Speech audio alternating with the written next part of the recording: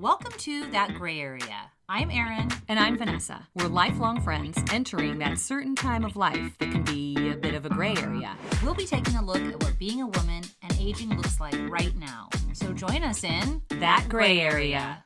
Welcome to this episode of That Gray Area. I'm really entitled, Is it me? Or am I hot in here? That was a hot flash joke. Yeah. Menopause. Let's get into it. The basics. Yeah.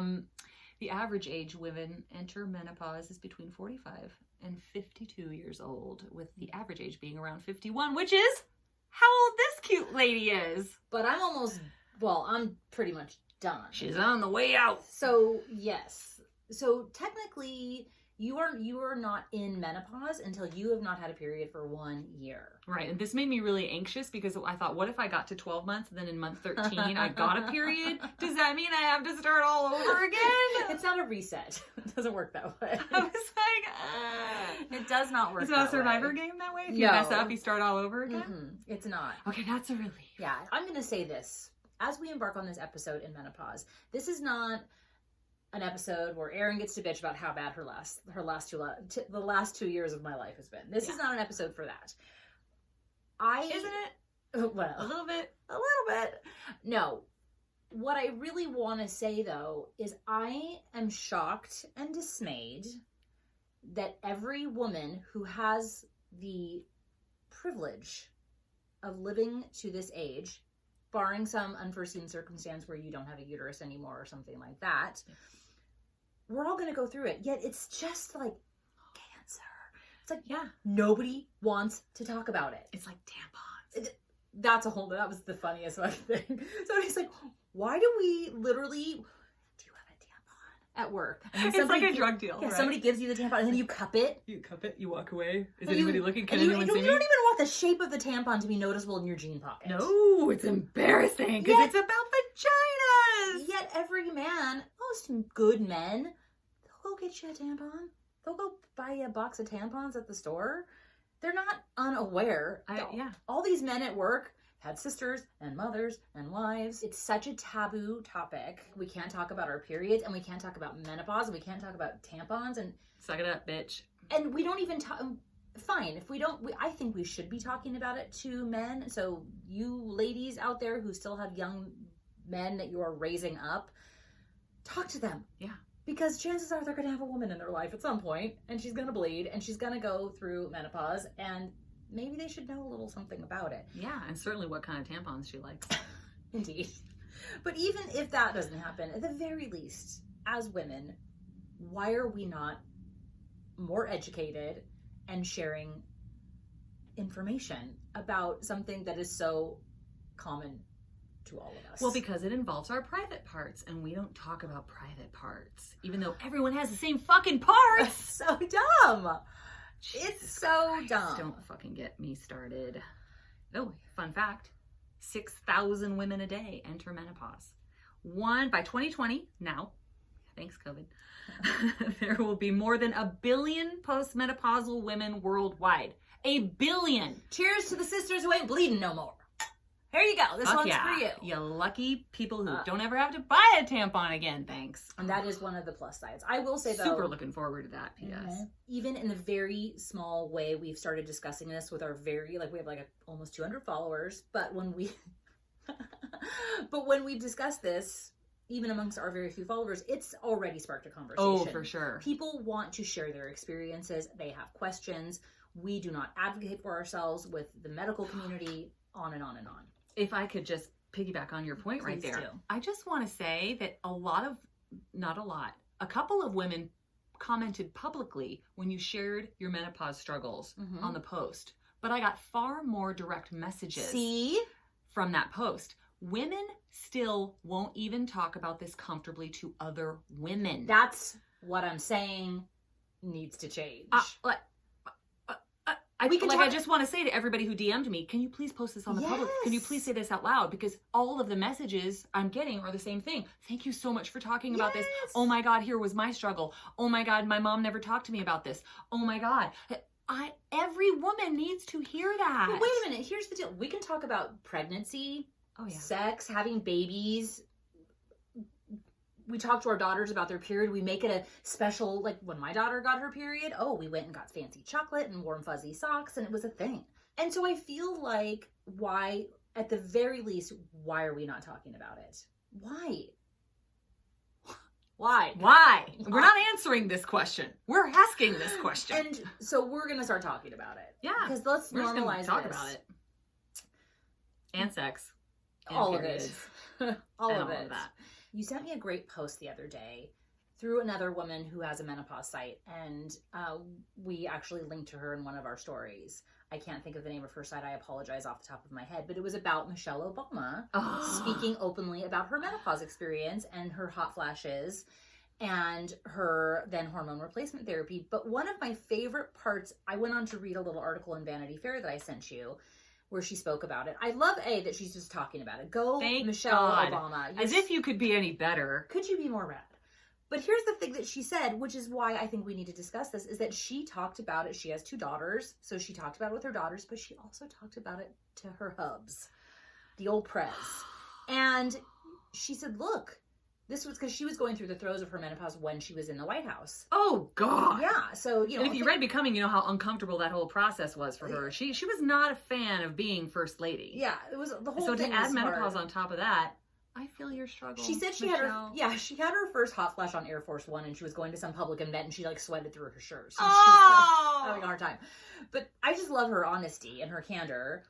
But what she said was that she really talked to Barack about it, and said you have a lot of women of this age working with you in the Oval Office, in the West Wing, and please understand that they're not crazy. And I can't tell you, as I've been suffering through this, and I'll talk more at length, my one boss that I worked for while I was going through this, he didn't want to talk about it, didn't want to know about it, and not that I wanted to like braid each other's hair and fucking talk about it, but sing Kumbaya and talk about your vag. But there was some things that happened that affected my job, and he was just, I know he thought I was just crazy.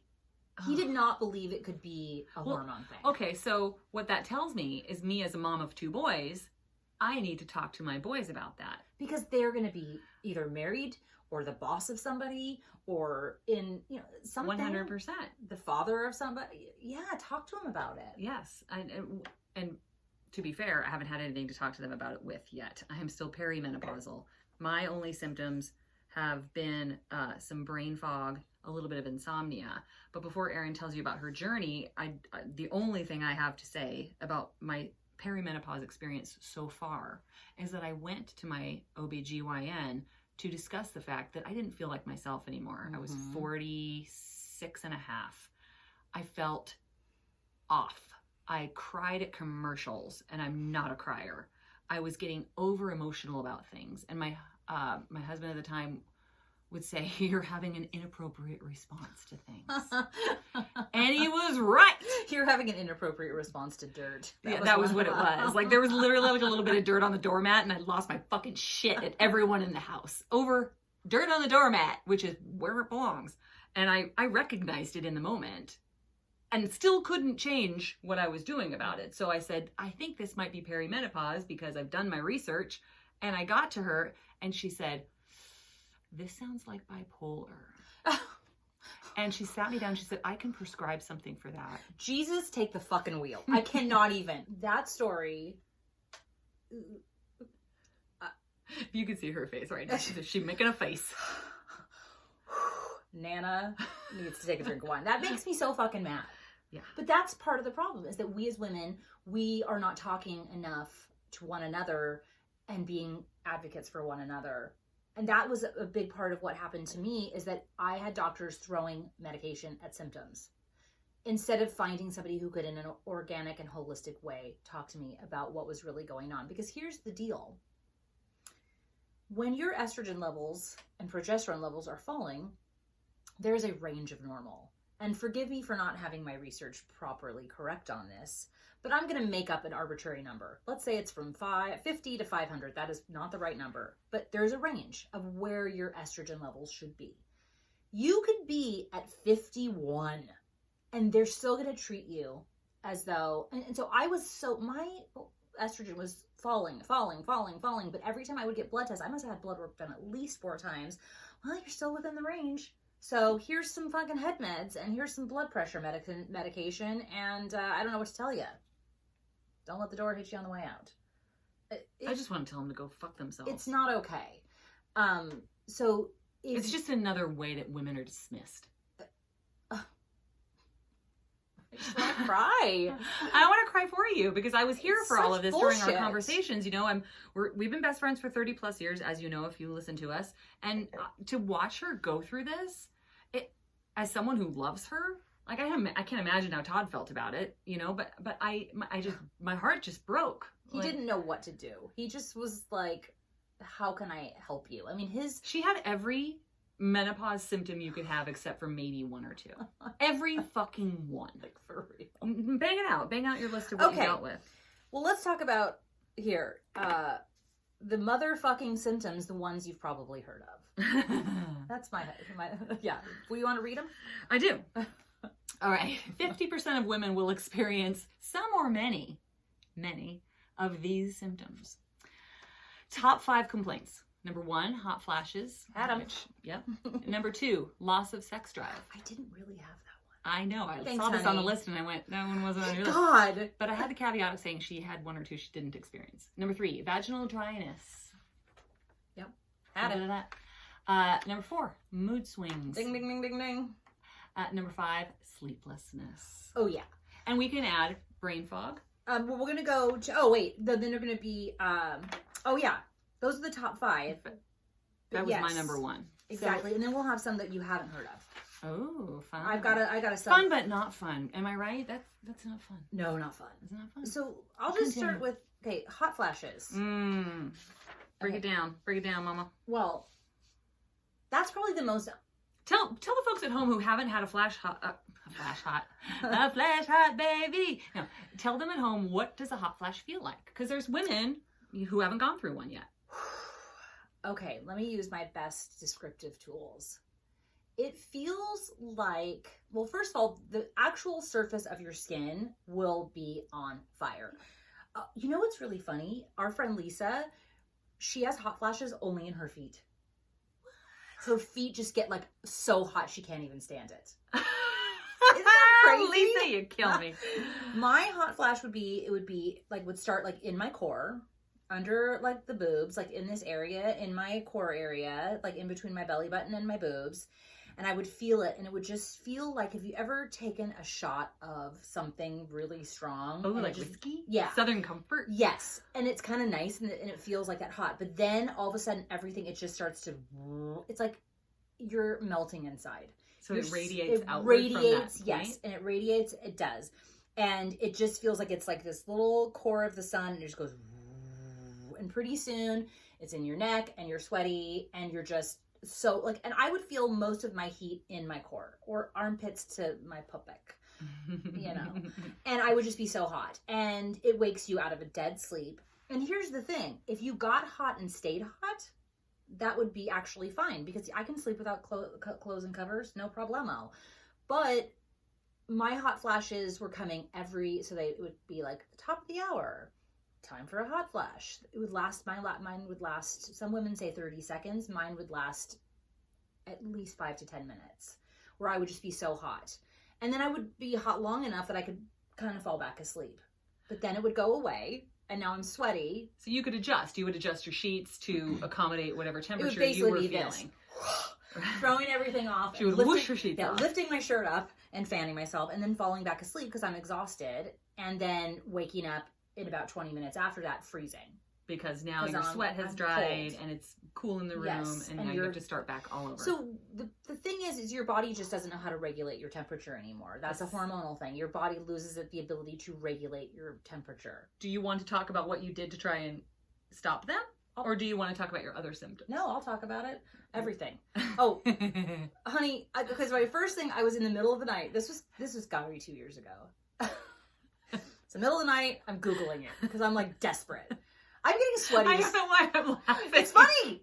It's not funny. I'm like getting sweaty thinking about it. You're just funny when you tell the story. I want women to know I'm not laughing at the symptom. I'm laughing at her. Let's just say this. The expression she's making. if we can't, I mean, it's so fucked up. And thank God, I will say the majority of women are not going to suffer as greatly as I did. And please laugh with me. So I'm like, fucking, it's like 2 a.m. Like, what do I do about? And I'm like, somebody mentioned that they smoked pot and then it made them cold and they could sleep.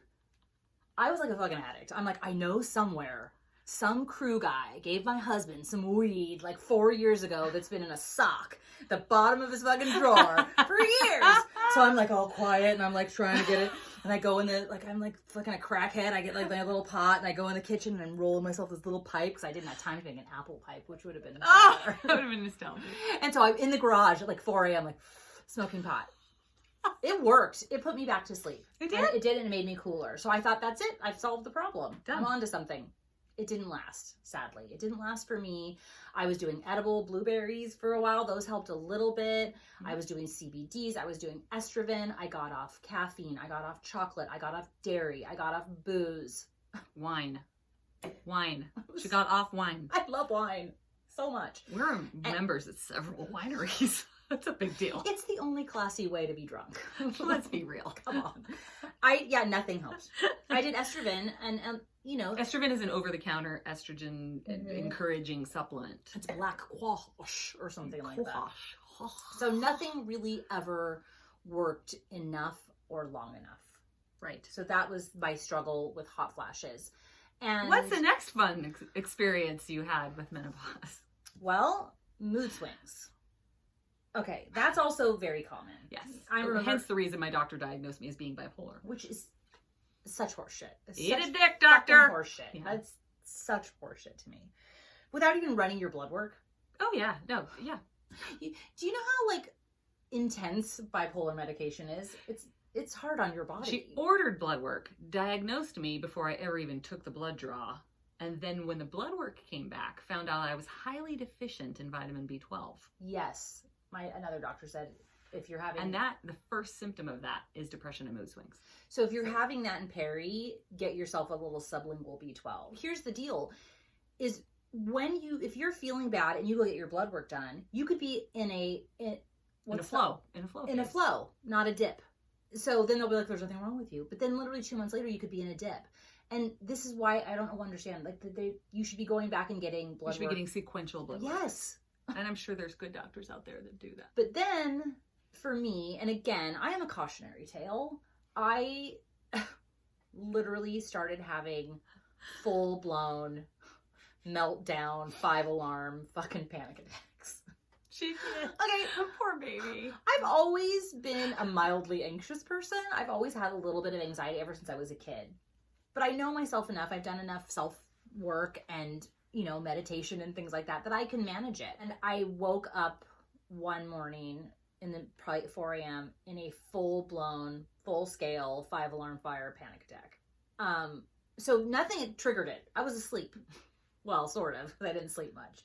But I was asleep and my heart was racing and I was hyperventilating and I was sobbing and it freaked me out. And I just sort of, like my husband, who's great, usually his response to anything that's going on with me is just to be like my port in the storm. Like, he doesn't usually know what to say or do, but he will hold me. But he's there. He's just there. And that's a huge comfort to me.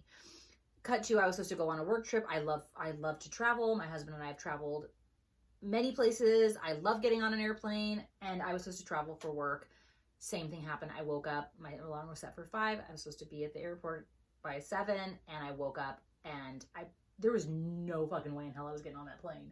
Imagine how bad you have to feel to cancel a work trip 2 hours before it happens. I couldn't do it. This is someone who has worked since her teen years. And I had been looking forward to without this a trip. break. Yeah. Yeah. I am a worker bee and I love to travel. But my boss, who does not know this about me, just thought I was losing my mind. And I tried to explain to him, this is a hormonal thing. And the minute the word hormones come out of your mouth, he's like, tuned out. Hard pass. Yep. Tuned out. Hard I don't stop. hear you. La la la la la la la la. Hard stop. So then that's when I then went back to the doctor, who then decided, instead of sending me to a hormonal specialist or to an OBGYN, said, here, would you like some anti-anxiety medicine? And your blood pressure's kind of high, so how about some of that too? Still not treating the cause. And and 50, almost 50 years old, not overweight, No triggers or indicators for high blood pressure. Yeah. You know, no investigating as to what's changed. Have you gained weight? Is your diet different? Yeah. No. Nothing. And I was Just here. 49 at the time, so in their mind I was too young because even though there's a range, most women fall around 50, 51 when they start having, like, that's really when they go into menopause. So Right, but the shitty statistic is that perimenopause can begin as many as 10 years prior to menopause. That means you can start having this bullshit when you're 40, ladies. Okay, what's the next symptom that you'd like to discuss with the ladies listening at home? Well, the old vag got dry because my husband would get so mad. I'm like, I'm just drying up inside. He's like, stop saying that. I'm like, they're dead. You're killing my boner, Erinn. Seriously. He just felt bad for me. He's like, you're so beautiful. Don't say that. I'm like, I'm dead inside. It's true. He loves her. Like, I'm so going to open much. those legs and some bats are going to fucking fly out. There's going to be cobwebs. Like, yeah, exactly. That, to be honest, though, the vaginal dryness. It's Big easily whoop. solved with lube. And Big whoop. as we've already heard, Erin's preferred brand of lube is the Target brand. Generic Target. Yeah. Sorry, Up and Kate. up. Up Sorry. and up lube. Sorry, KY. Sorry, whatever, the Astro. Yeah. I don't like Astroglide. Yeah, or it's KY. too sticky. Agreed. So yeah, that to me, out of all the symptoms I had, I didn't have any pain. So I wrote in my notes, vaginal atrophy. Oh. Two of the saddest words in the fucking English language when you put them together. Absolutely. For anyone who is experiencing vaginal So atrophy, I fucking feel for you, and I will bring you a cookie. You Yeah, just tell me where you are. But there are things now. I did not have vaginal atrophy. What is vaginal atrophy, Erinn? Basically, I don't know what that is. The insides of the muscles of your wall, your kegels and everything else, they just atrophy like any muscle. And not from, you could be getting it on the regular, as far as I know, but they just get smaller and more constricted. And so you can have pain during sex. Oh, But God. there are things to help that now. We just get the short end of the stick. These men, they fucking Charlie You Chaplin. never heard of penile atrophy. Not a word. They're popping out babies when they're 90. Fucking Tony Curtis. Fucking people. So I don't have a lot of stats on vaginal atrophy because it is the one and only symptom that I did not have. I still enjoyed a pretty happy, vigorous sex life. Although if you're during going to have menopause. one that you miss, it's a good one to miss. But if there's anybody with stories about it out there who's suffering through it, please. Again, we're women in menopause. We're talking about menopause. We're going to do a lot more episodes on menopause. We're talking about it. If you have something to share with us, we want to hear you. The good news is multiple studies, that's incorrect. Multiple studies have shown that 51% of women were the happiest from 51 to 65. Happiest times of their damn lives. And this is what my friend Lisa promised me on my walk this morning. And this is what is to me amazing about the vitality and the adaptability and the bounce back ability of women. You could be suffering through a lot of stuff, especially as you're going through menopause. Although I will say, sidebar, some women don't have any symptoms at all, you lucky bitches. Okay, I just want to take a beat here and talk about the fact that there are so many cultures and so many women and so many families that say they know the way to avoid menopausal symptoms. The one consistent one I have heard just from people reaching out to me and from people I've had conversations with is dairy. Get rid of the dairy. Lose the dairy. Yeah. I mean, I hate to say that. Everyone loves cheese, but cheese often causes a lot of inflammation. And two women I know, a mother and a daughter, both who have gone through menopause, both swear the mother ate dairy the entire time she went through it, had a horrible menopause experience. The daughter, who is her clone, is vegan and had no dairy and had almost no symptoms.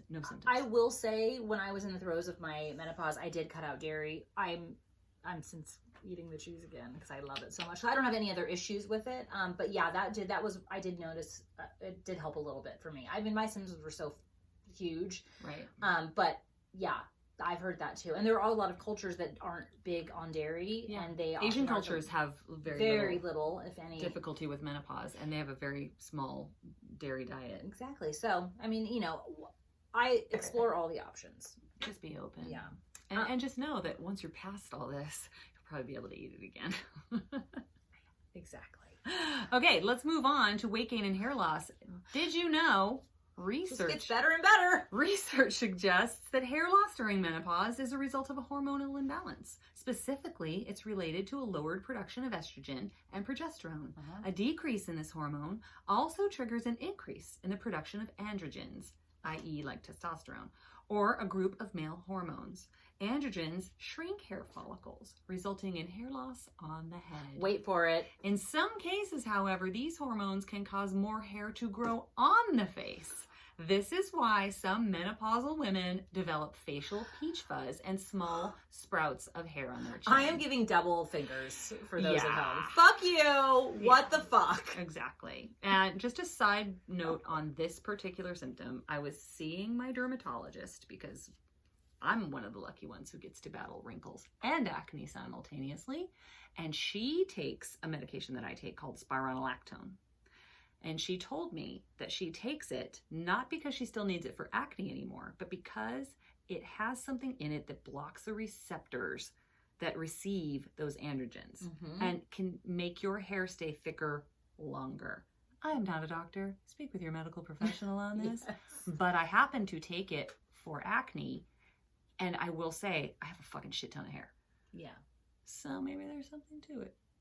Yes. It's also, it's not only does it treat acne, but it's also a blood pressure medication. But this is the nice thing about having a conversation. At least it gives you something to think about and something you can talk to your doctor about. Exactly. Talk to us about that, Erinn. You have experience with hair loss. And I will say to those of you at home who don't know Erinn, Erinn's hair is her crowning glory. Always fucking has been. She's the most beautiful hair you've ever seen still. Oh, I don't know about that. But thank you. That's too kind. It's true.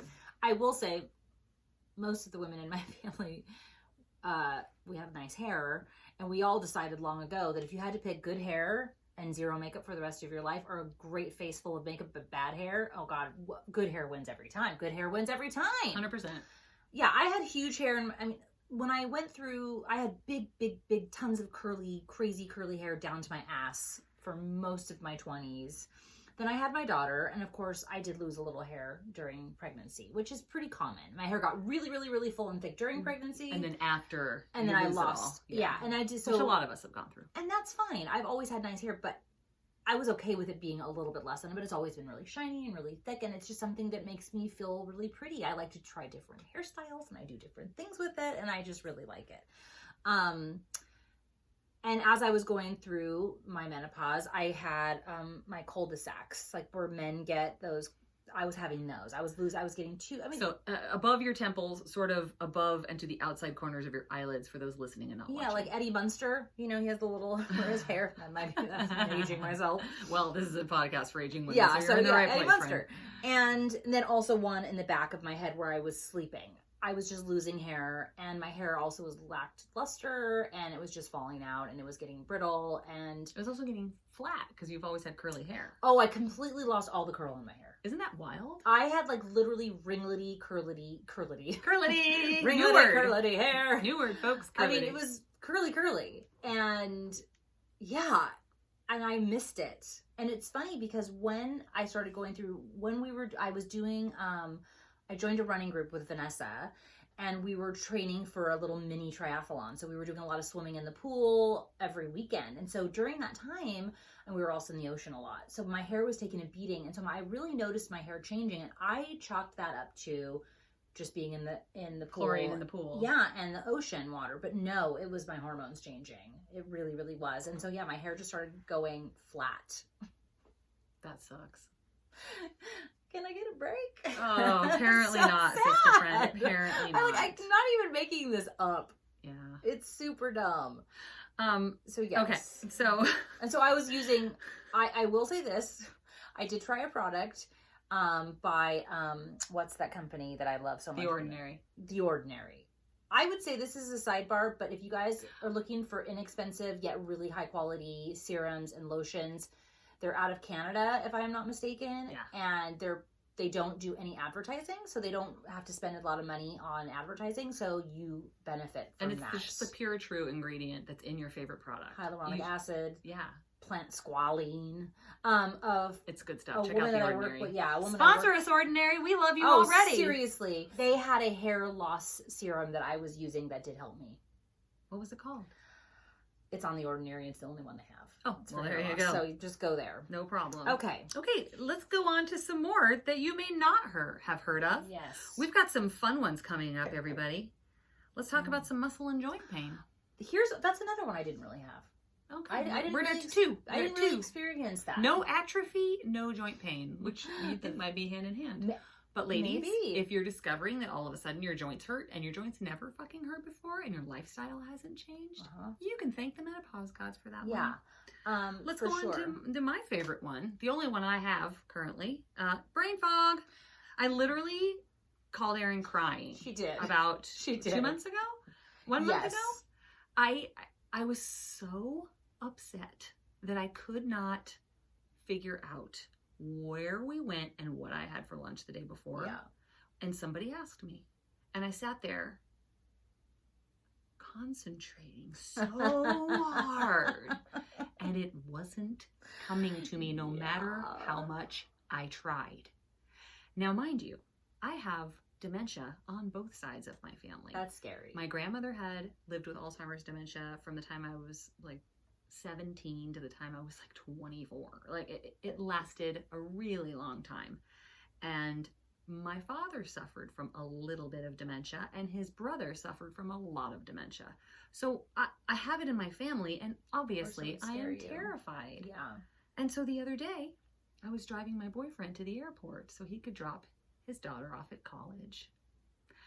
And instead of going to Burbank, which is where his flight was out of, I began driving him to LAX, which was the last airport I'd been to. And I was probably 10 or 12 minutes into the drive when he's just like, where are you going? What are you doing? And I was like, I'm taking you to the airport. I booked his travel. I did. My shit's gone. Like, my shit's just gone. So I call her crying, and she's like, honey. And thank God, like I've mentioned many times in previous episodes, she's my Sherpa.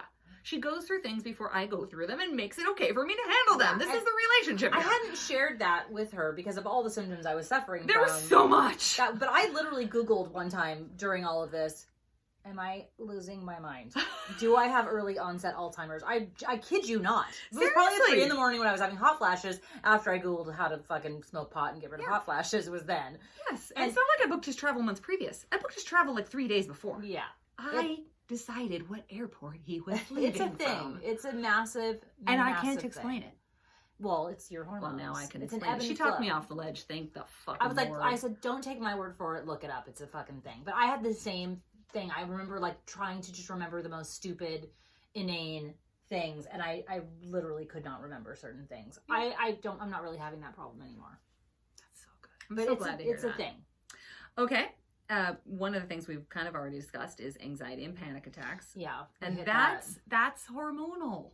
Yes. So before you let your doctor or healthcare professional tell you that you need to be on any one of what I call the happy head meds, because I've been on them postpartum. I'm a big fan. We are big fan. Pro any kind of head med medicine. 100%. They can change your life for the better. Please, let's get rid of the stigma attached to medication for depression, anxiety, anything. It is all normal, and it can be temporary. It can be long. It can change your life. Absolutely. So we're gonna throw that right out the window because we've kind of already discussed it. Yeah, but don't poo-poo it. Don't. And the thing is, nobody ever told me. I didn't even know that I could advocate for myself and say, well, are you sure it's not my hormones? Because I am 50 or I am 49. It just never even occurred to me to ask. And that's another big thing that women do.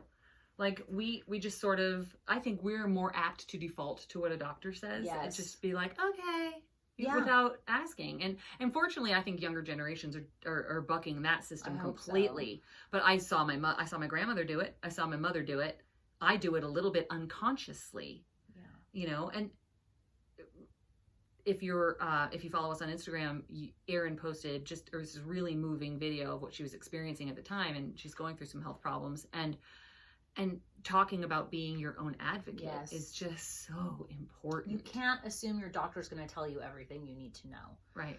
Ask questions. And even if it's like, why do you want me to be on this medicine? Are there any possible side effects?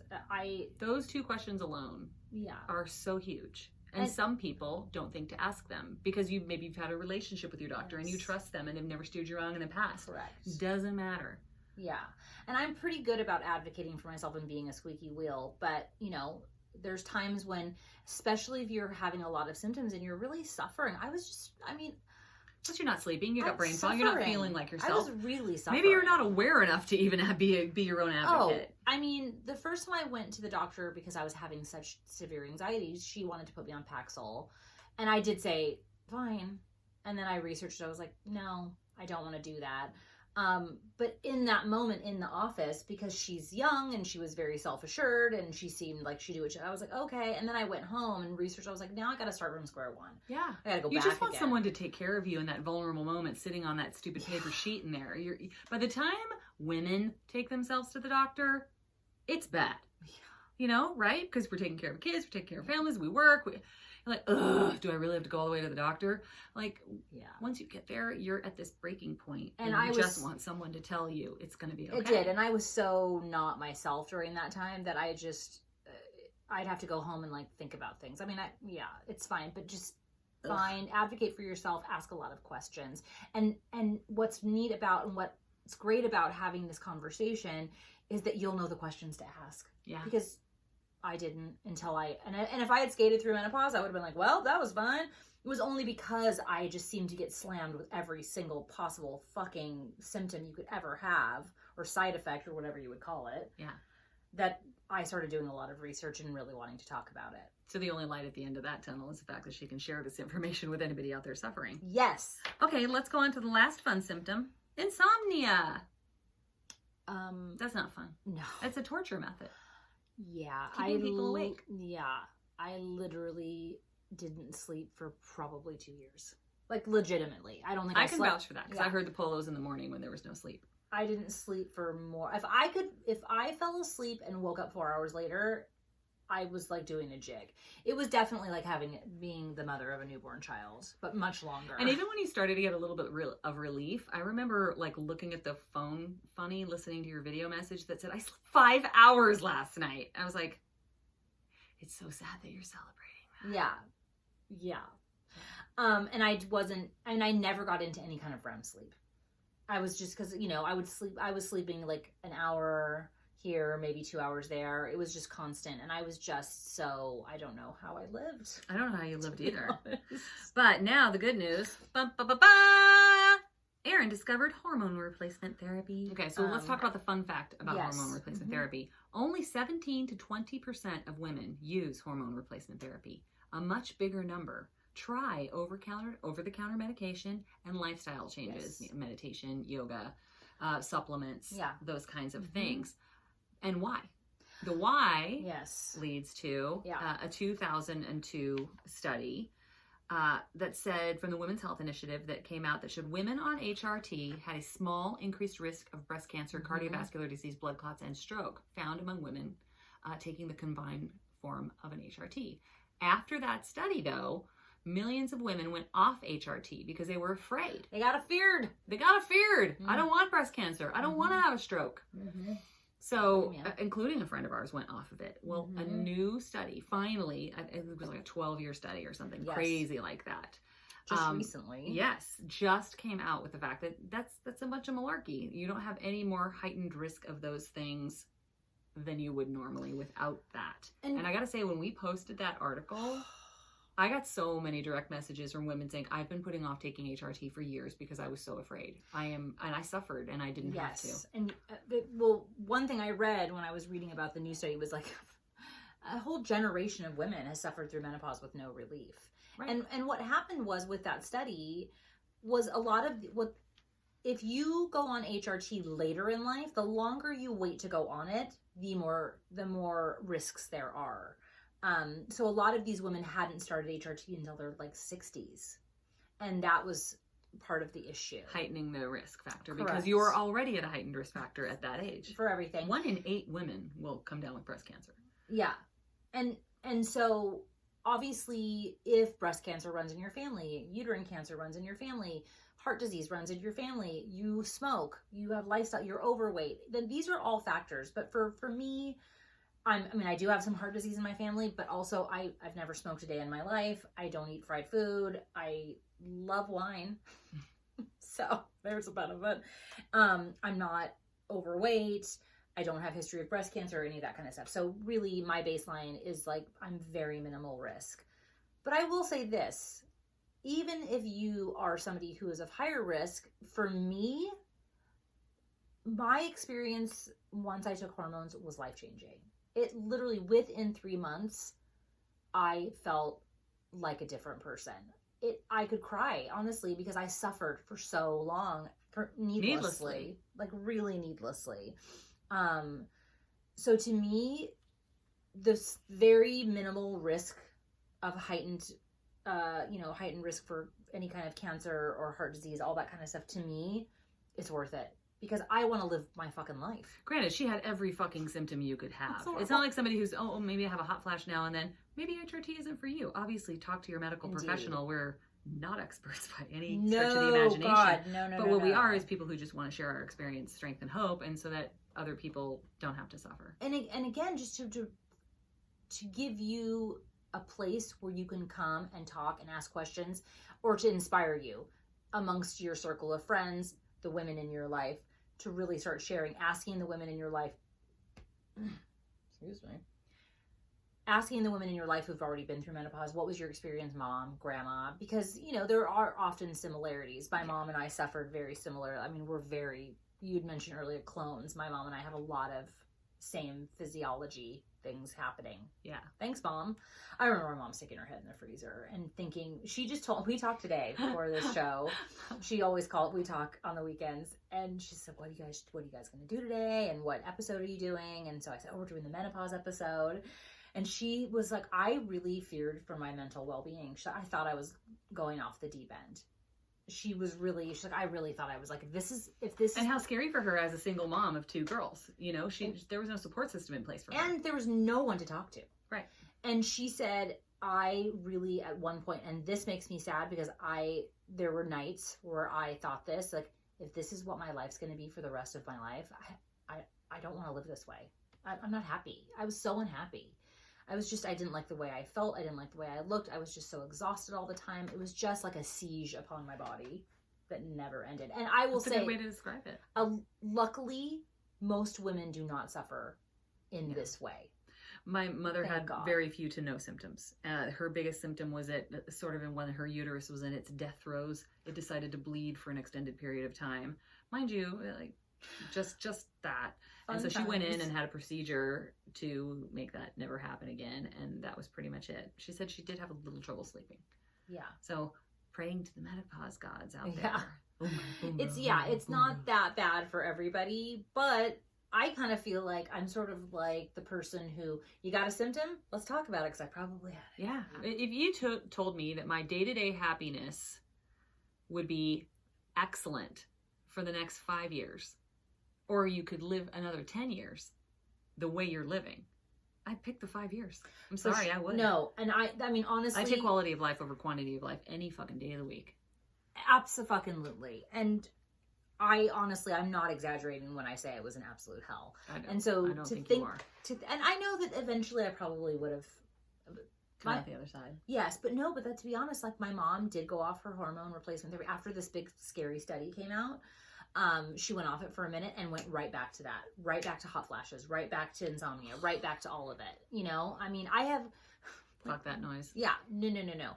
And it's, again, it's such a personal journey, and everybody's remedy and path is going to be different, and that's great, but it just needs to be something we can share. And that's exactly why. That's it. Because if there's the breadth of experience inside this period of time in every fucking woman's life who makes it this far is normal. Yes. And yet they're all so different. And here's the deal too. What I think is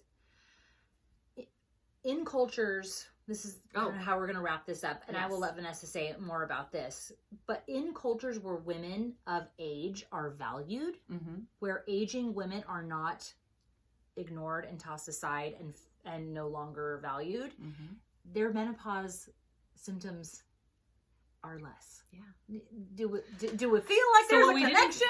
What we didn't talk about is sort of mindset approach to that. And I'm sure we could deep dive into that the next time we talk about menopause. But I'm a huge fucking believer in that mindset determines pretty much everything you experience in life. But what happens is one little bad thing happens and then it goes here and it snowballs. I mean, for everyone. And then when you live in a society that experiences all these issues, well, of course you're going to experience those issues, you know, but you live in these cultures like, you know, you talk, and here we go. In Japan, women don't experience hot flashes, but get chills instead. Is this true, Japanese women? Please reach out and tell me this. I'd love to know. In Wales, women tend to welcome heavy bleeding and hot flashes based on their belief that heavy bleeding helps prepare the body for old age, and hot flashes carry one swiftly and safely through menopause. In fact, Welsh women do not only have a positive attitude toward hot flashes, but worry if they think they're not flushing enough. Is this true? Are there any Welsh women out there? I want to know. Cross-cultural studies find that women's menopausal experiences are far from universal. In fact, evidence shows that menopause is strongly shaped by social and cultural factors. The symptoms women experience, the meaning of menopause, their attitude toward menopause, and whether or not they seek treatment vary across cultures. Isn't that amazing? So here's the thing. When my doctor, literally one of my bad doctors, did a baseline on my blood work and said, well, that's it. Your ovaries are dead. Like, you're dried up. She basically said it really harshly. I'm sure she was trying to be funny, but I went to my car and I sobbed. I sobbed and sobbed and sobbed and sobbed. My husband had a fucking vasectomy years ago. We weren't having any babies. I was closed for biz. I don't need my uterus to be function. I don't need my ovaries. The goalie was pulled. I was saying. So it wasn't like nothing was being taken from me in that sense. But what I realized looking back now is that my woman card got pulled. My fertility card got pulled. My value to men as a fertile woman was pulled. What a mind fuck. And that's some fucking bullshit right there. And do you still feel that way? No. And that's why I'm so fucking hot on doing this podcast. Because our value does not lie between our legs. I mean, don't get me wrong. There's some good fucking real estate up in there. There's some good value going on. But it's not our only value. It's our ability to produce offspring, our ability to be young and fertile and produce is by far such a sliver of our value. And why do we not revere our elders the same way other cultures do? Why? Like, I can't even tell you that some of the women I admire most, my friend Trish, my neighbor Joanne, my mother Donna, my best friend's mother Patty, these are women who are fucking funny, they're smart, they're brave, they're incredible. They have so much wisdom to give me. And they don't have a man in their life seeking out their vag. Well, one does. One does. Oh yeah, and they might actually. One does. I would go as far as to say they might all actually be happy if they did have a man seeking out. They're vital, beautiful women. They are, but what I'm saying is, their worth is not defined by what a man thinks about them. Exactly, and they're just incredible people. So that's part of the narrative that if I could lay on my deathbed and say in some way I helped change that narrative, even for a few people, and that could grow. I win. Yeah. Because we are more than that. And this is an incredible, I mean, I've had a glass of wine and I'm emotional. But you know me, I get emo about shit. And that's one of them. Like, I want us to realize as women that our value does not lie in our beauty or our youth. And that's all. I love beauty and youth. I'm not trashing beauty and youth. I'm just saying we're so much more than that. More to give and to experience. And I wish we could send that message to young girls, which, like I said earlier, I do think that message is spreading far more positively amongst the younger mindset, but our older mindset hasn't caught up with it yet. Women who are 40s, 50s, we were still a part of that last generation that still felt defined by our beauty and our appeal to the opposite sex. And I think we're the last one. I really think we are. Really praying. So this message that we're talking about in the last 5 minutes is not necessarily geared toward the 20s and 30-somethings of the world. It's really geared toward those 45-plus women of the world, just to remind you that because you might feel that that's being taken away from you right now, that's just such a story you're telling yourself. Yeah. That's not a truth. That's your narrative, and you can change that. And it's easy to change it. Just practice. Yeah. I mean, I'm not saying I'm there. Oh, no. But I'm working on it. No, but we're well on our way. We're working on it. And we want you to come too. Oh, fuck yes. menopause can be very difficult, but you can also, I am choosing now to see it as my rebirth into the next part of my life. The next most creative. Statistics show the happiest part of your life. See? It's a good thing. And I honestly, if you're out there and you're listening, talk to us. Like, reach out. Please reach out. We're so fucking chatty. Oh, God. I just want to hear your stories, and I want us to all share. And thank you to those who have so far. Yes. My friend Sherry shared a moving story. My friend Kim has shared a moving story. My friend Jackie has shared a moving story. Yeah. Kristen, stories. I hear you. We see you. Yes. We honor you, and share more. Please. That went by fast. And thanks for letting me just like dump all my shit. Anytime here. Okay. I'm here for you, girl. I love you. Cheers. Cheers, Till next ladies. time.